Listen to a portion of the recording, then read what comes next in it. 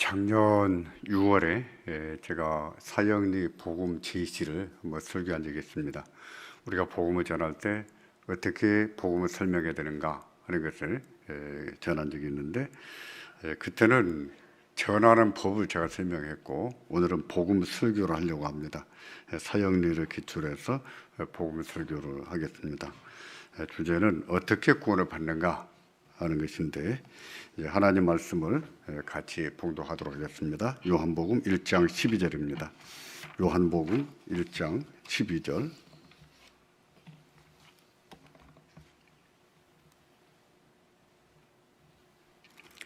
영접하는 자, 곧 그 이름을 믿는 자들에게는 하나님의 자녀가 되는 권세를 주셨으니.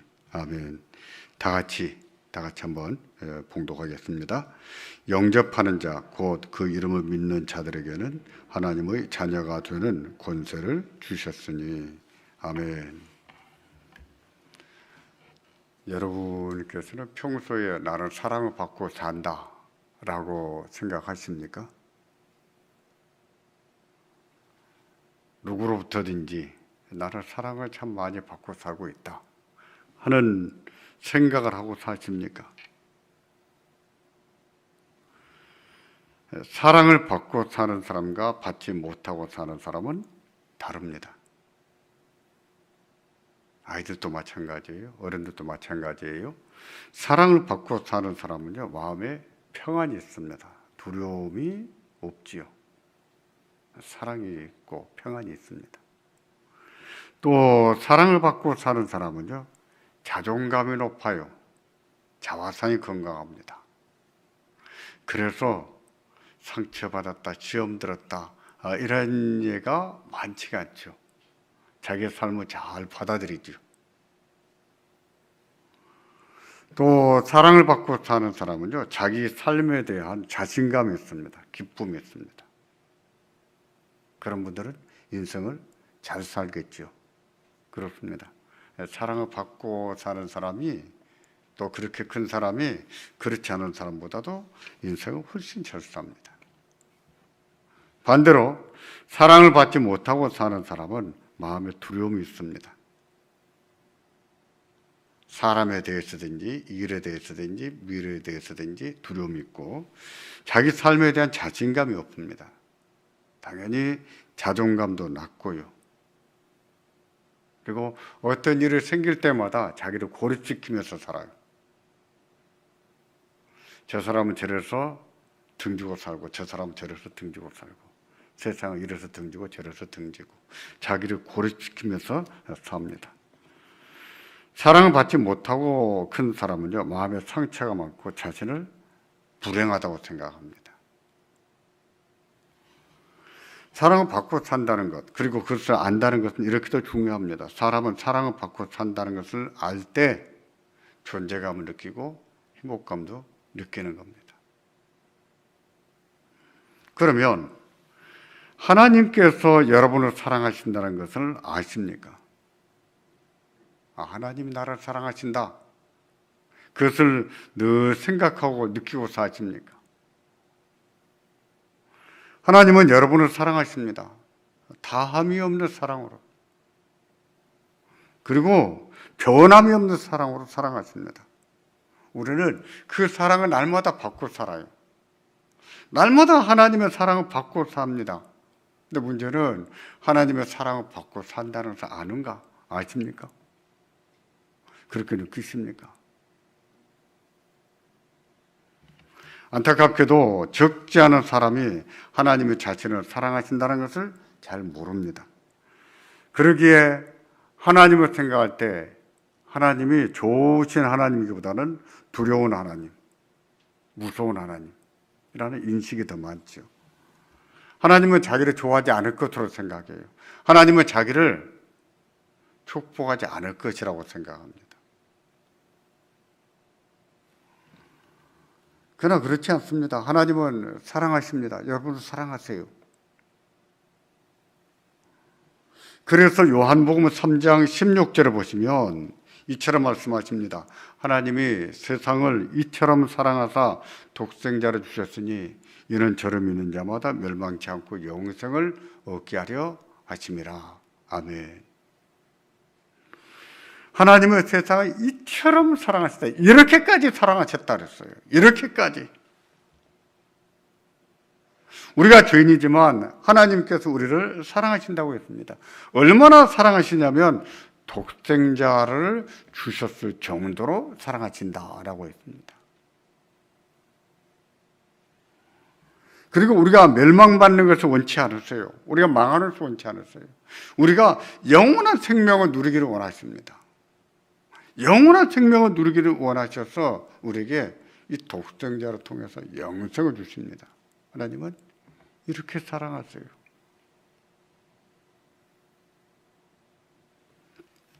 생각해 보십시오. 어떻게 자기 아들을 준단 말입니까? 그것도 죄인들을 위해서. 사람이 의롭게 희생하는 일이 가끔 있습니다. 다른 사람을 위해서 자기 목숨도 희생하는 일들이 가끔 있어요.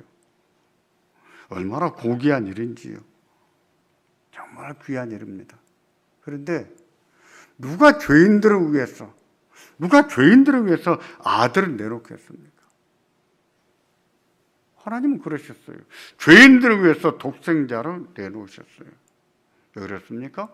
사랑하기 때문에. 사랑하시기 때문에 독생자를 내주셨습니다. 하나님은 이처럼 사랑하십니다. 이렇게까지 사랑하세요.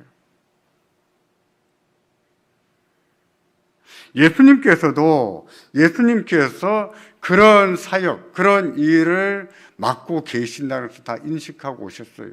알고 계셨습니다. 그래서 요한복음 10장 10절을 보시면 예수님이 이렇게 말씀하셨습니다. 내가 온 것은 양으로 생명을 얻게 하고 더 풍성히 얻게 하려는 것이니라. 내가 온 것은 양들로 하여금 생명을 얻게 하고 또 더 풍성히 얻게 하려고 왔다. 그러셨어요. 이 말씀에서 양은 하나님의 자녀를 뜻합니다.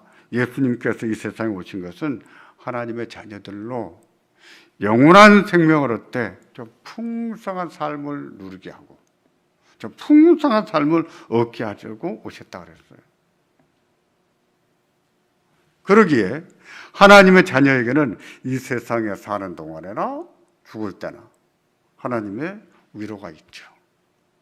풍성한 은혜가 있죠. 이 세상에 사는 동안에도 하나님의 사랑을 누리고 살고 영원한 생명을 품고 사는 겁니다. 죽을 때도 하나님의 위로 가운데 죽고 영생에 들어갑니다. 이처럼 하나님의 자녀들에게는 이 세상에 사는 동안에나 죽을 때나 하나님의 위로가 있고 풍성한 은혜가 있죠. 문제는 그 사랑을 누리고 사는가? 문제는 그 사랑을 알고 사는가입니다. 하나님이 나를 이렇게 사랑하신다는 것을 알고 그 사랑을 느끼며 사는 거야. 나는 사랑받는 사람이다. 나는 사랑받고 살고 있다. 그걸 아느냐 말입니다. 그걸 알아야 되거든요. 여러분은 그 사랑을 아십니까? 느끼고 사십니까?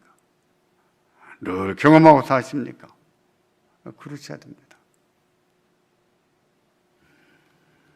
그러면 모르는 사람들이 있는데 왜 모를까요? 왜 하나님의 자기를 사랑하신다는 것을 모르고 살까요? 왜 누리지를 못할까요? 그 이유는 죄 때문입니다. 죄 때문이에요. 인간은 죄를 짐으로 하나님과 담을 쌓고 삽니다. 하나님과 단절된 채 살아가는 거예요.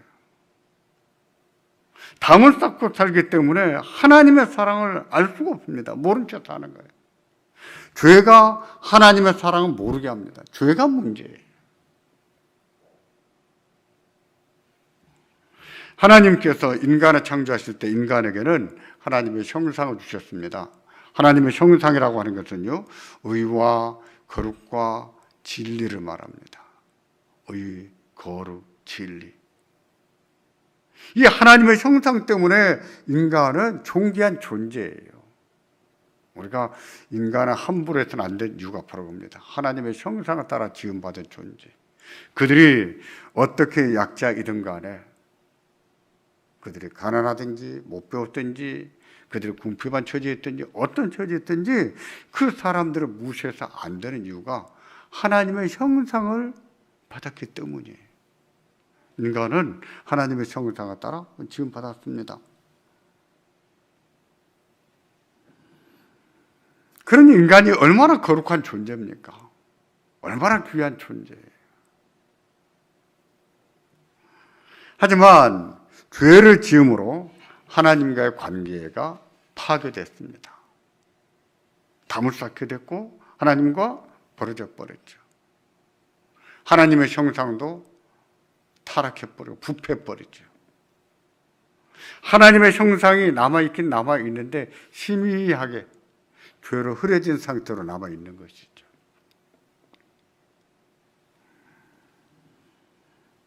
하나님의 사랑과 축복으로부터 멀어진 게 다른 것이 아닙니다. 죄 때문이에요.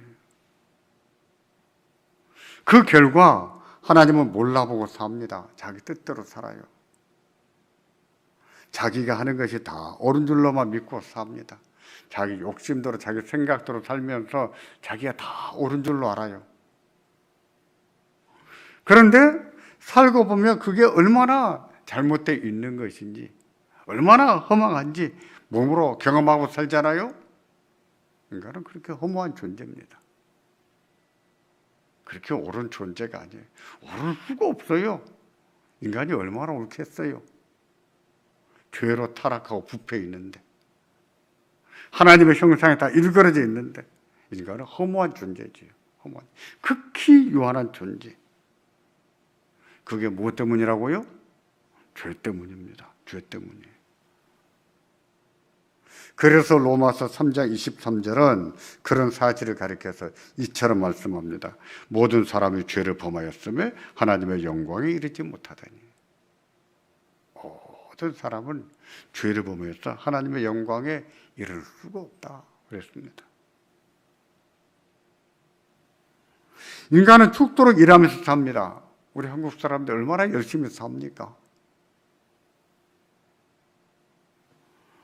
아침 일찍부터 밤늦게까지 얼마나 열심히 사는지, 죽도록 일만 하며 산다, 이렇게도 과언이 아닐 거예요.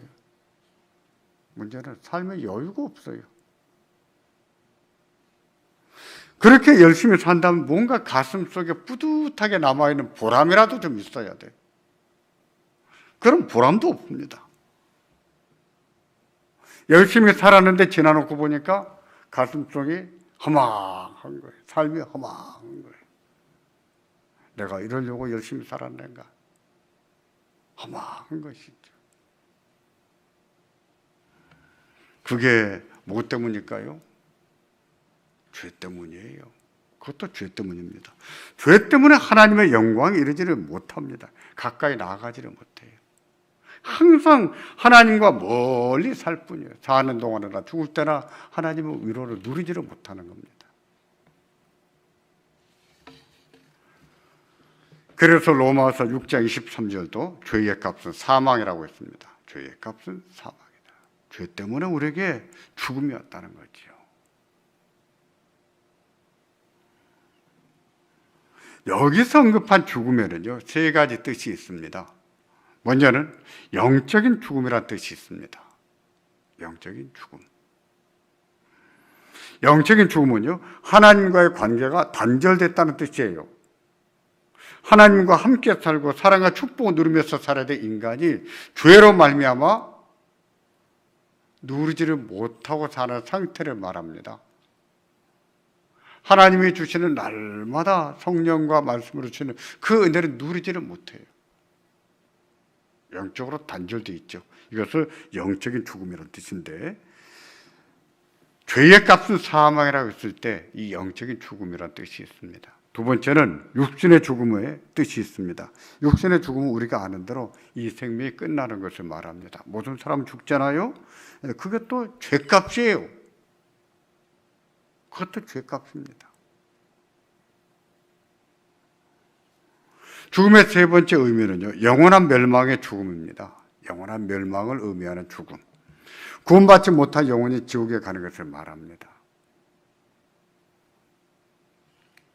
주의 파괴력은요, 이렇게 무서워요. 죄의 값은 사망이라고 하지 않았습니까? 죄가 하나님과의 관계를 영원히 끊어놓았습니다. 인생을 뒤틀리게 만들어요. 하나님의 영광이 이르지를 못하게 합니다. 죽을 때도 의로가 없습니다. 영원한 형벌뿐이에요. 하나님의 영광이에요. 절대로 이르지를 못해요.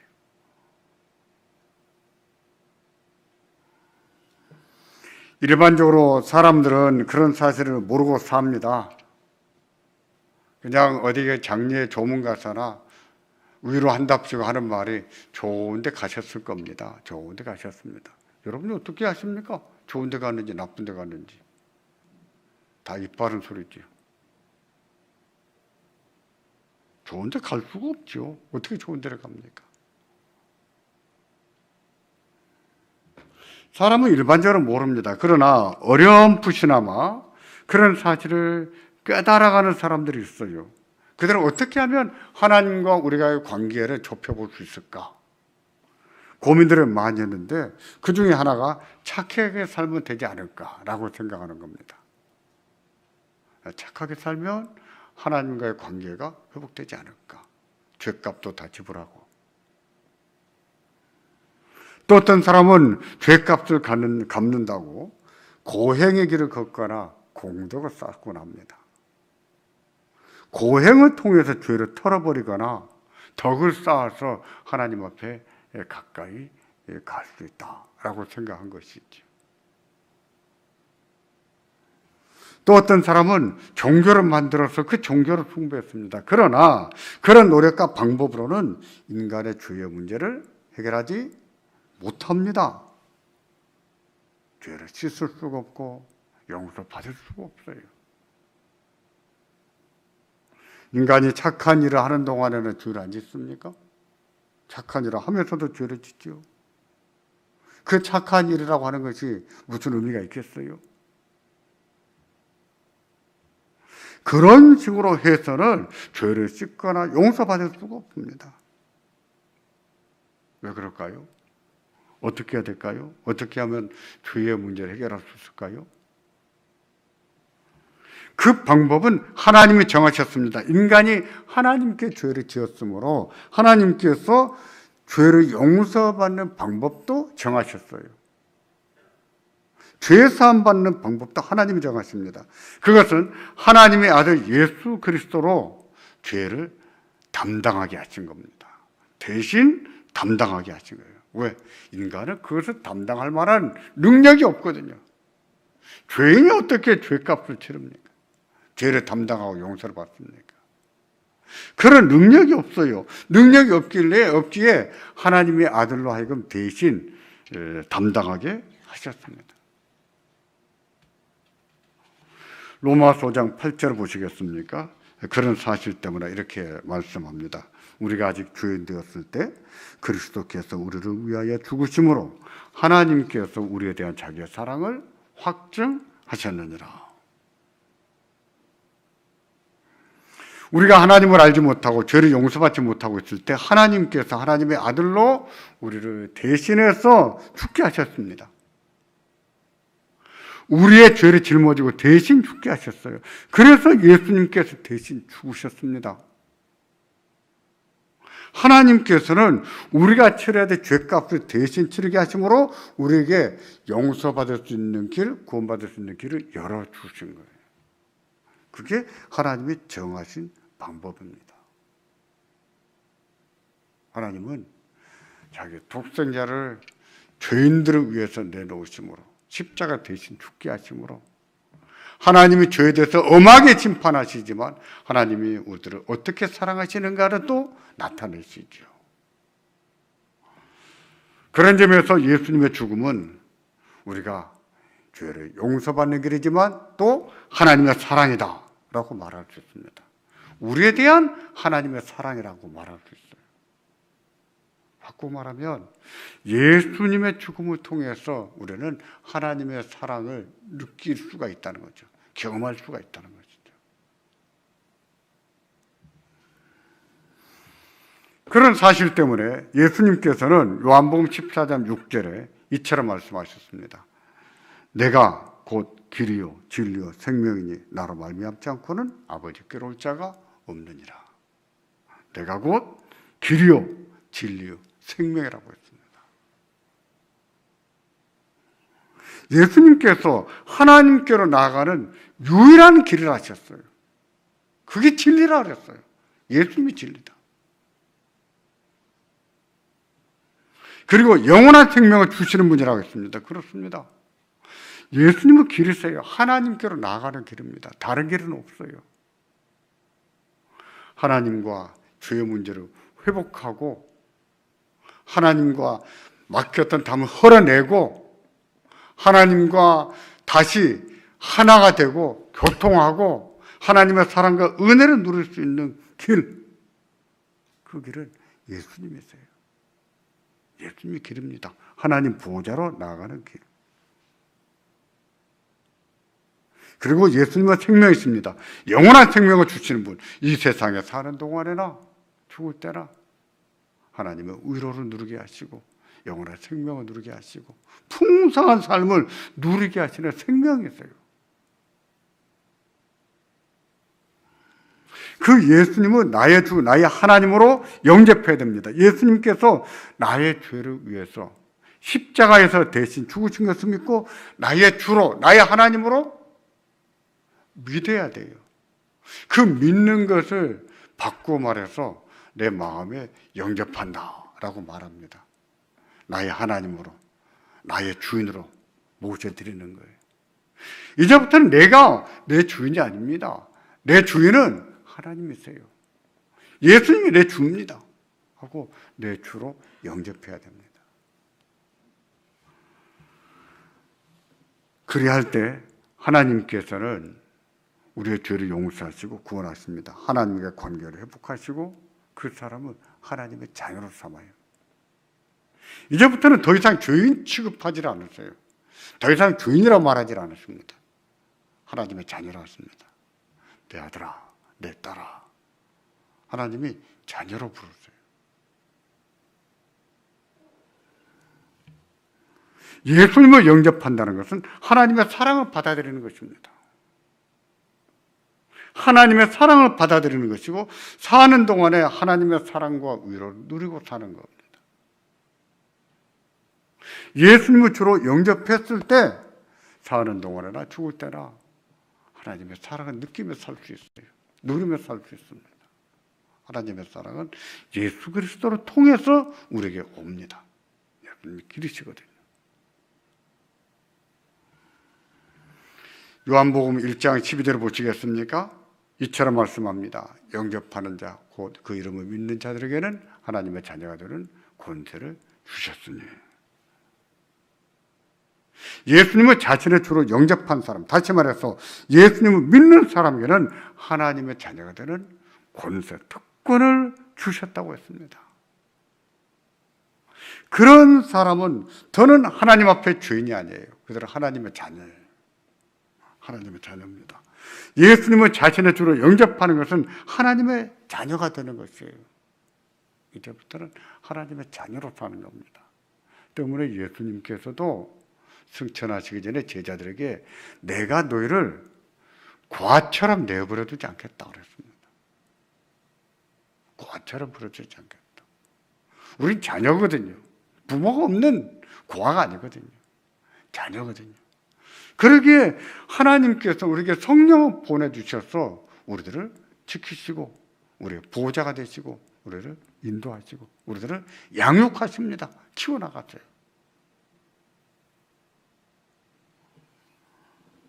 여러분께서는 예수님을 영접하셨습니까? 예수님을 나의 구주로 영접하셨습니까? 정말 잘하셨습니다. 정말 여러분들은 복 있는 분들이세요. 하나님이 여러분을 어떻게 사랑하시는가를 아시고 그 사랑을 늘 생각하며 살기를 바랍니다. 나는 하나님 앞에 사랑스러운 존재다. 하나님 앞에 사랑스러운 사람이야. 하는 의식이 있어야 됩니다. 인식하고 살아야 돼요. 항상 하나님이 여러분을 사랑하신다는 것을 기억하고 사시기를 바랍니다.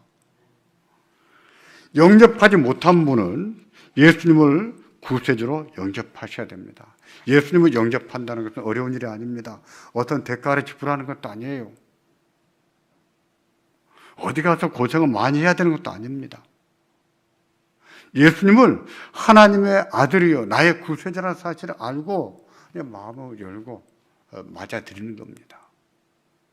어렵지 않게 예수님 진심 어리게 믿음을 가지고 예수님 저를 주인입니다. 제가 회개합니다. 저를 용서해 주세요. 제 마음에 들어오시고 나의 하나님, 나의 주가 되어 주시기를 바랍니다. 여러분이 진심으로 고백할 때, 믿음을 가지고 고백할 때 여러분 심령 속에 예수님이 들어오십니다. 그때 거듭나는 거예요. 물론 예수님이 들어오시는 그 감각이 있는 것은 아니에요. 어떤 감각은 없습니다. 근데 예수님이 들어오신 뒤로 어떤 변화가 나타나는 것은 사실이에요. 변화가 일어납니다. 어떤 사람은 막 급작스러운 변화가 일어나죠. 어떤 사람은 천천히 변화가 일어나죠.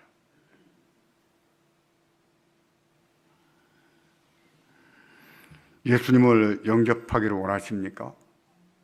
저를 따라 기도하시기를 바랍니다. 저를 따라 진심으로 기도한다면 예수님은 그 기도를 들으시고 여러분 마음에 찾아오십니다. 그리고 여러분의 주, 여러분의 하나님이 되어주십니다. 기도하겠습니다. 저를 따라서 기도해 주시기 바랍니다. 예수님, 저는 지금 예수님을 믿기로 했습니다. 예수님께서 십자가에서 내 죄를 대신 지고 죽으신 것을 믿습니다.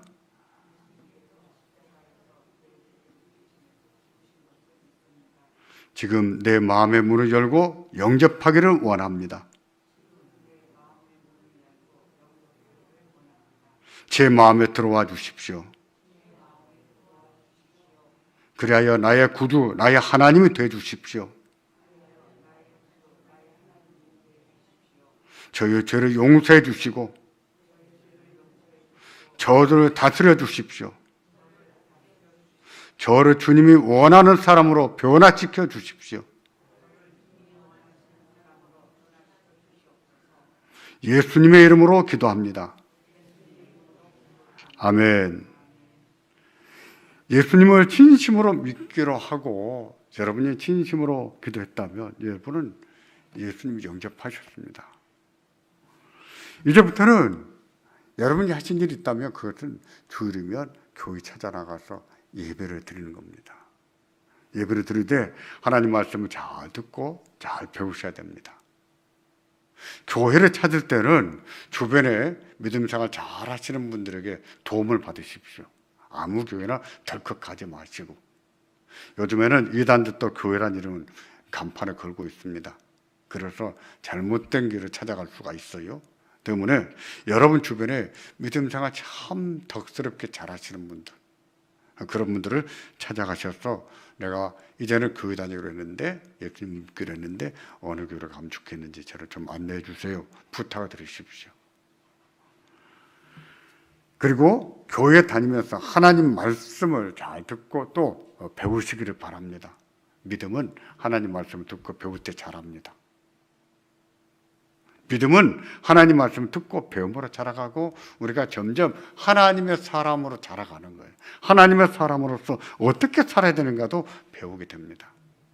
그러면서 우리에게 하나님과 우리 사이 마케트를 담이 다 흐려졌으므로 이제는 하나님 앞에 좀 더 편안하게 기쁘게 담대하게 나아가고 또 하나님 은혜가 우리에게 임하는 것도 물씬 느낄 수가 있는 겁니다.